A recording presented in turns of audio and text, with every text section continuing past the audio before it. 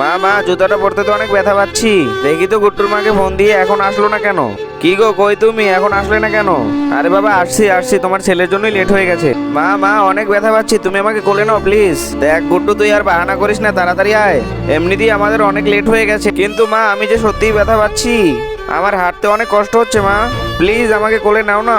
তোকে বললাম না গুট্টু, বেশি বাহানা করিস না, তাড়াতাড়ি চলে আয়। কি রে গুট্টু, কি হয়েছে তোর আজকে? তাড়াতাড়ি হাঁট, আমাদের দেরি হয়ে যাচ্ছে তো। ওই তো এসে পড়েছে গুট্টু আর গুট্টুর মা। কি হয়েছিল তোমাদের, আসতে এত দেরি হলো কেন? আর বলো না, গুট্টু আজকে যা বাহানা করেছে না। গুট্টু বাবা, তুমি কি দুষ্টুমি করেছো অনেক আজকে?